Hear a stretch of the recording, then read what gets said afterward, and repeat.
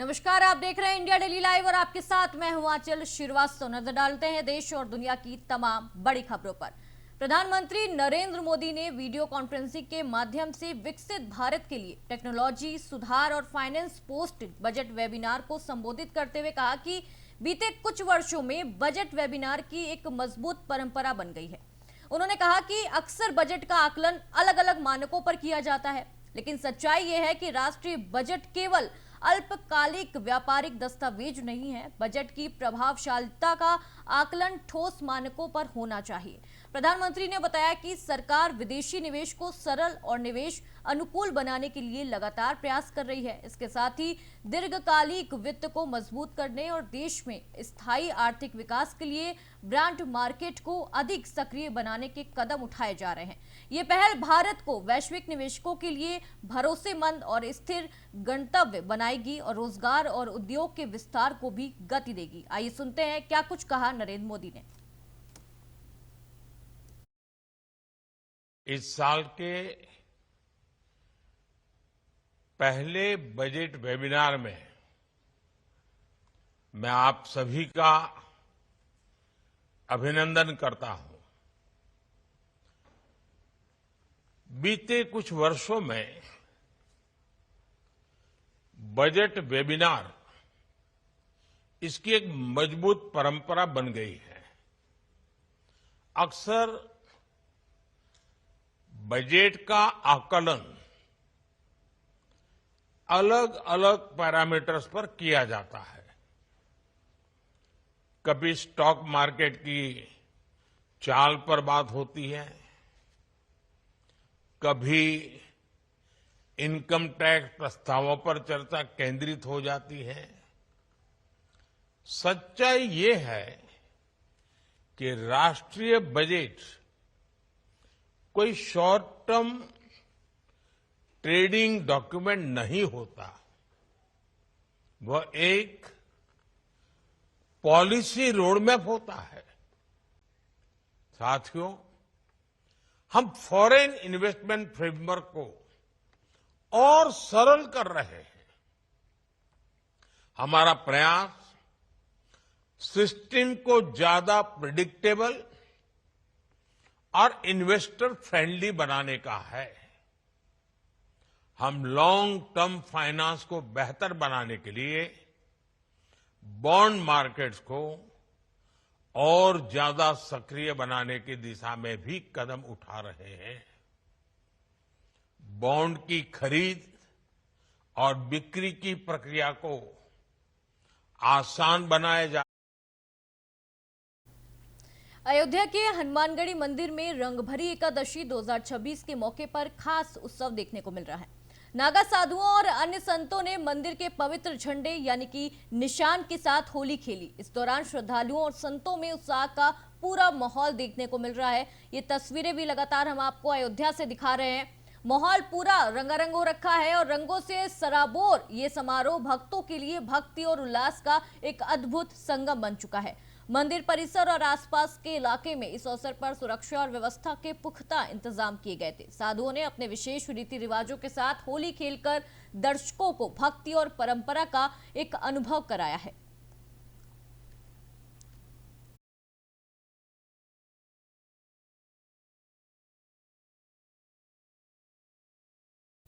लखनऊ से अगली खबर आ रही है। केंद्रीय मंत्री एसपी सिंह बघेल ने कहा कि सुप्रीम कोर्ट ने एनसीईआरटी की किताब से उस चैप्टर पर रोक लगा दी है जिसमें न्यायपालिका में भ्रष्टाचार का जिक्र किया था।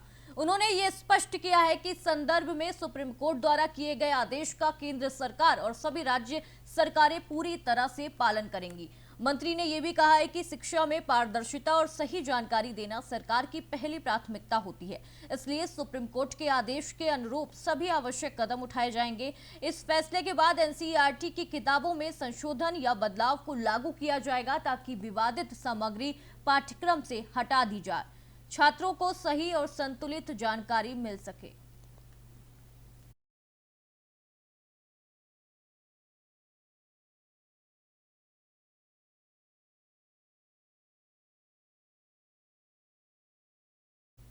रायगढ़ के पेड़ तालुका के जयभीम नगर में मुंगोशी बुद्धबड़ी जैसे गांव आज भी सड़क के लिए जूझ रहे हैं।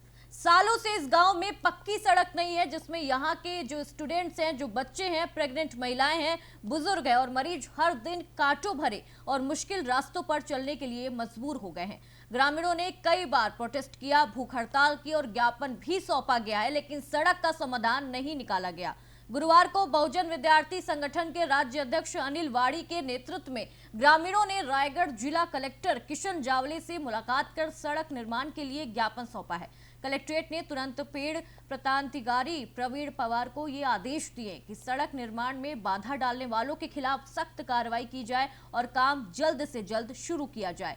प्रशासन ने यह स्पष्ट किया है कि सड़क ग्रामीणों का मौलिक अधिकार है और इसे पूरा करना है वो हमारी प्राथमिकता होनी चाहिए। प्रवीण पवार ने यह भी कहा है कि कम शुरू करने का जो आश्वासन दिया है और इस मौके पर प्रवीण कुमार ने यह भी कहा है कि दौरा किया जाए और जो भी निर्माण कार्य है उसको तुरंत शुरू कराया जाए।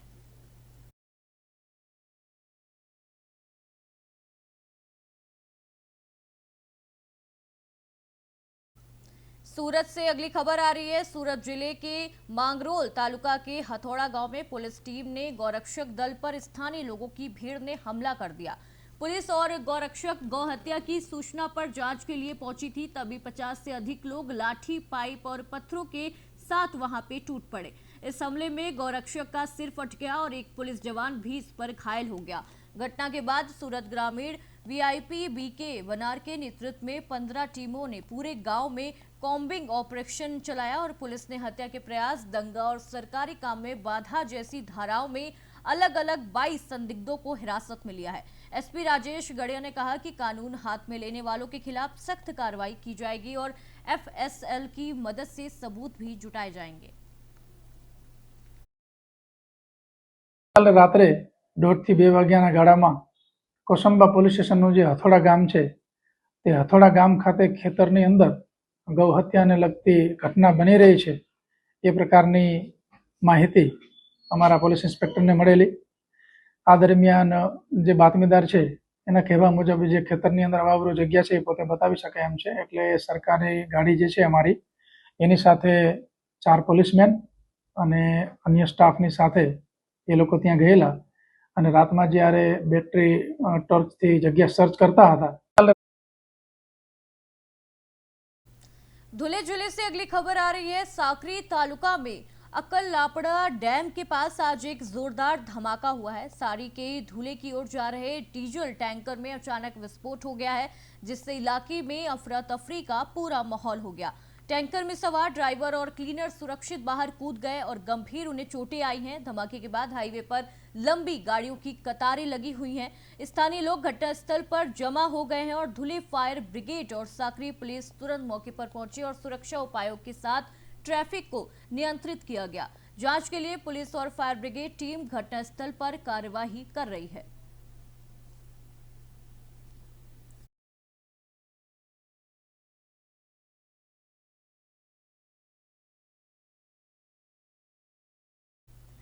दिल्ली की राउज एवेन्यू कोर्ट ने शराब घोटाले मामले में पूर्व मुख्यमंत्री अरविंद केजरीवाल और उप मुख्यमंत्री मनीष सिसोदिया को सीबीआई केस में बरी कर दिया है। कोर्ट ने कहा कि बिना सबूत आरोप साबित नहीं होते। कुल 23 लोगों के खिलाफ दाखिल चार्जशीट में सभी आरोपों को खारिज करते हुए दोनों नेताओं को डिस्चार्ज किया गया है। फैसले के बाद केजरीवाल भावुक हो गए और मीडिया से बात करते हुए उन्होंने कहा कि सत्य की जीत हुई है और वो हमेशा न्याय प्रणाली पर भरोसा करते हैं। वहीं मनीष सिसोदिया ने भी कहा कि सच की जीत हुई है और उन्हें अपने संविधान पर गर्व है और पूरा भरोसा है।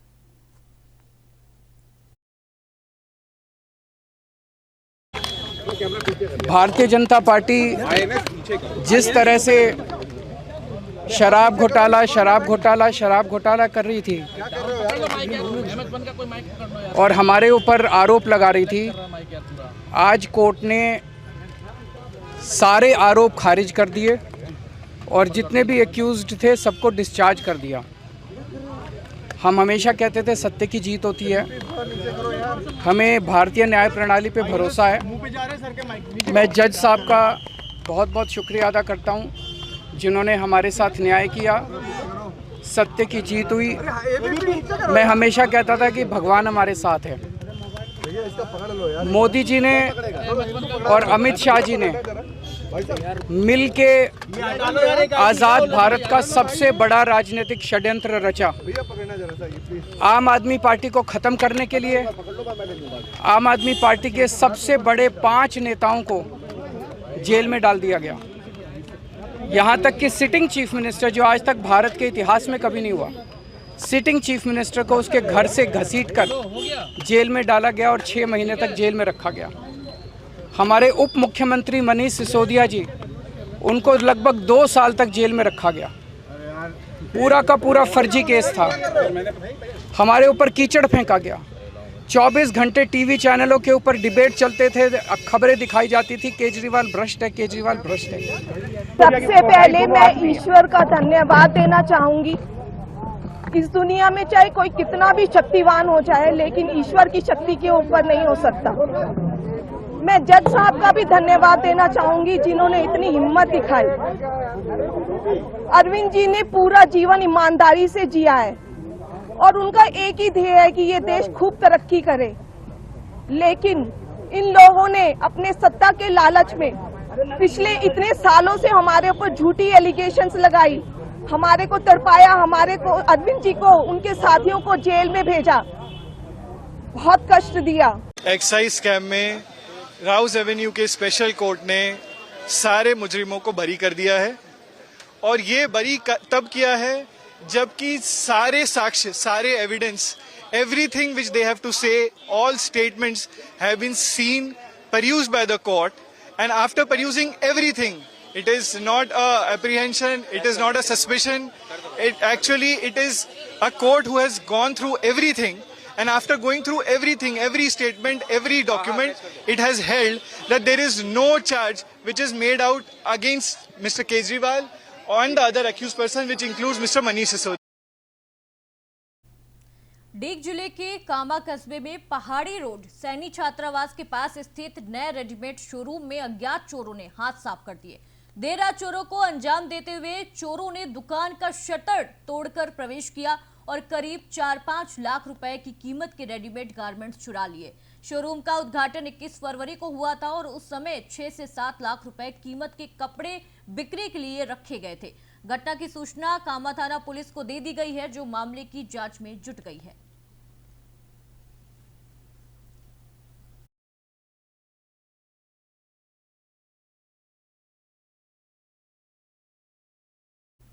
धुले से अगली खबर आ रही है। होली और रंग पंचमी के उत्सव की तैयारी अपने चरम पर है। पूरे राज्य में मशहूर धुले की डोलियां इस बार भी तैयार हो गई हैं। नागरे परिवार पिछले 30 सालों में भांडे बाजार में डोलियां बनाने का ये पुश्तैनी बिजनेस चला रहा था। रंग बिरंगी पुतलियों से बनी डोलियों में पानी भर जाता है और रंग पंचमी के दिन लोगों की पीठ पर छिड़का जाता है। इस साल भी हजारों डोलियां तैयार हो चुकी हैं, जिनकी कीमत 80 से 250 रुपए तक रखी गई है। युवा और बच्चे इस डोलियों के बिना रंग पंचमी का मजा अधूरा मानते हैं।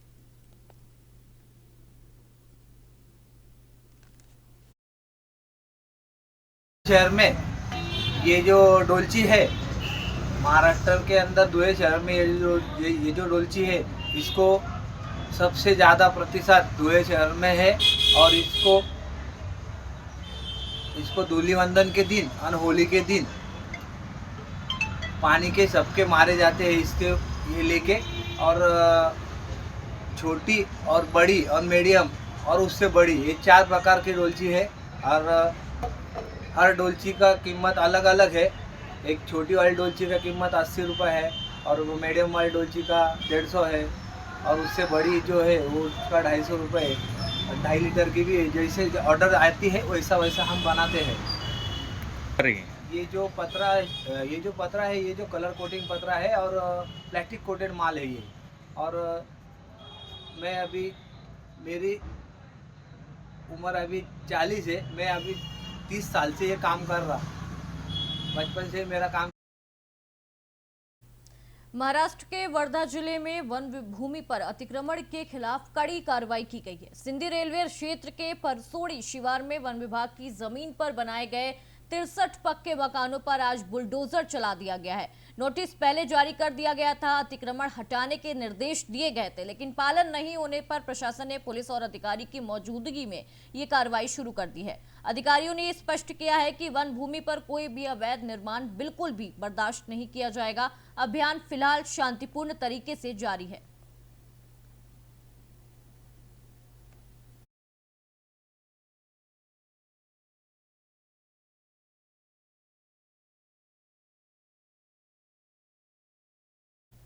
सीकर से अगली खबर आ रही है। सीकर जिले के रिंगस क्षेत्र में खाटू श्याम जी के दर्शन जा रही सवारी गाड़ी पलटने से 9 लोग घायल हो गए हैं, जिनमें से 5 की हालत गंभीर बताई जा रही है।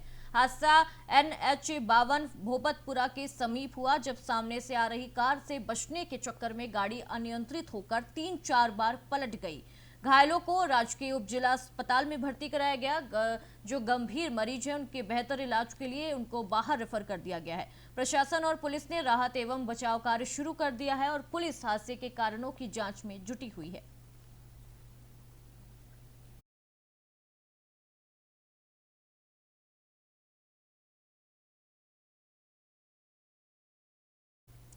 हनुमानगढ़ में पूर्व विधायक अभिषेक मटोरिया ने मटोरिया गैरेज में प्रेस वार्ता के दौरान कहा कि डबल इंजन सरकार ने क्षेत्र की नहरों की दिशा सुधारने के लिए कृत संकल्प लिया है। हरियाणा और राजस्थान सरकार की बेहतर तालमेल के चलते नहरों की रिलाइनिंग के लिए DPR बनाने की राशि स्वीकृत कर दी गई है और कार्य जल्द शुरू होगा। नोहर के जसाना, मलवानी, बिरखाली, अप्पूवाला, रायसिंहपुरा और थिराना जैसे माइनरों को नहरों की दिशा में सुधार होगा। इस मौके पर किसानों और जल उपयोगिता संगम अध्यक्षों ने मटोरिया का सम्मान किया। सिद्धमुख सिंचाई प्रणाली, अमर सिंह फीडर और अन्य नहरों में जो बजट 2026-27 में माननीय मुख्यमंत्री महोदय ने बड़ी सौगात नहरों और खाड़ों के रूप में दी, उसके लिए तमाम जो वाटर बॉडीज के हमारे अध्यक्ष है, जल उपभोक्ता संगम और हम सब एकत्रित होकर माननीय मुख्यमंत्री महोदय का, माननीय सिंचाई मंत्री जी का, पूरी सरकार का धन्यवाद देते हैं, क्योंकि ये कोई छोटी मोटी राशि नहीं, लगभग 100 करोड़ के आसपास की राशि, जिसमें नोर भादरा की तमाम नहरें, शायद ही कोई नहर रीमॉडलिंग से वंचित रहेगी। ये बहुत बड़ी बात है। आमतौर पर इतनी बड़ी राशि साल में 2 साल, 3 साल, 5 साल लगाकर मिलती है, परंतु एक ही बजट में इतनी बड़ी राशि देना, जिसमें मुख्य रूप से नोहर वित्रिका, जसाना मेजर, मलवाणी, बिरकाली, अपुवाड़ा, रासिपुरा, फिपाना, तमाम नहरों की रीलाइनिंग या जीर्णोद्धार कहें, वो कार्य पूरा हो। हनुमानगढ़ में विधायक अमित चाचड़ ने विधानसभा में ग्रामीण विकास और पंचायत राज पर चर्चा के दौरान ग्रामीण क्षेत्रों की बिजली और पानी की समस्याओं को जोरदार तरीके से उठाया है। उन्होंने सरकार से ठोस कार्य योजना की मांग की है और कहा है कि गांवों में बिजली कटौती और पीने के पानी की समस्या सबसे ज्यादा महसूस की जा रही है। साथ ही गैर आबादी क्षेत्रों में बने मकानों के नियमितीकरण और प्रधानमंत्री आवास योजना के तहत बकाया राशि जारी करने की भी मांग की गई है। विधायक ने प्लेसमेंट एजेंसियों के माध्यम से कार्यरत कर्मियों के शोषण का भी मुद्दा उठाते हुए नियमितीकरण की भी बात कही है। भारत का विकास गांव के खेत और खलियान से होता है, लेकिन आज उसी गांव में बसने वाले ग्रामीणों को मूलभूत सुविधाओं के लिए एक संघर्ष करना पड़ता है। जो भी सरकारें आती है, उनका सिर्फ ध्यान बड़े महानगरों के विकास की तरफ रहता है, और जो गांव में हमारा गरीब किसान मजदूर बैठा है, जिन्हें उन्हें मूलभूत सुविधाएं चाहिए, उनकी तरफ हमारा ध्यान नहीं रहता। आज चाहे बिजली की बात हो, पानी की बात हो, सबसे ज़्यादा घोषित कटौती बिजली की गाँव में होती है। पीने का पानी उन्हें नहीं मिल पाता है। और आज बड़ी बात मैं करूँगा कि आज हमें गाँव में आबादी विस्तार करने की बहुत बड़ी आवश्यकता है। जो गैर आबादी में हमारे किसानों के, गरीबों के मकान बने हुए हैं, उनको नियमन करते हुए उनका पट्टा जारी करने का हम काम करें, क्योंकि आज उनका टाइटल क्लियर नहीं होने से उन्हें प्रधानमंत्री आवास की योजना के तहत उनको सुविधा नहीं मिल पा रही है, अन्य योजनाओं का उनको लाभ नहीं मिल रहा है, और जनसंख्या जिस तरह से लगातार बढ़ रही है, आबादी विस्तार भी हमें राज्य सरकार को। तो इस खास बुलेटिन में अभी के लिए बस इतना ही। खबरों का सिलसिला जारी रहेगा। आप देखते रहिए इंडिया डेली लाइव। नमस्कार।